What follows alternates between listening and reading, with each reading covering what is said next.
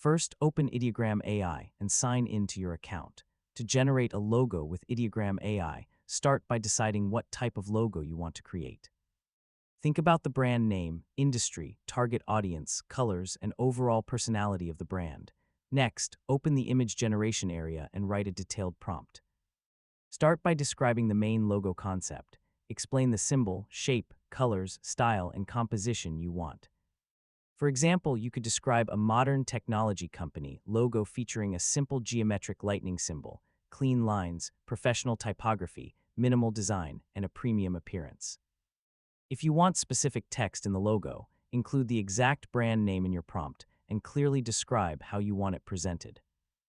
Ideogram is particularly useful for experimenting with designs that include text.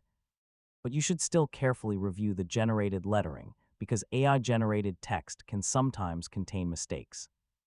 Next, choose the available model, aspect ratio, and style settings that fit your project. For a logo, a simple and clean composition is usually easier to work with than an overly complicated design.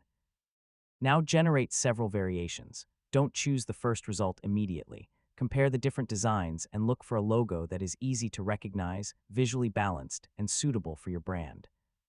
If you want changes, modify your prompt. You can change the symbol, typography, colors, layout, or overall visual style and generate another set of concepts.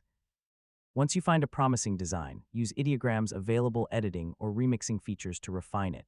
Check the final logo carefully, especially the brand name, spacing, shapes, and small details. For professional branding, you may also want to recreate or refine the final concept in a dedicated graphics or vector design application. Before using the logo commercially, make sure your design does not unintentionally copy another company's protected branding. And that's how you can generate logo concepts with Ideogram AI in 2026.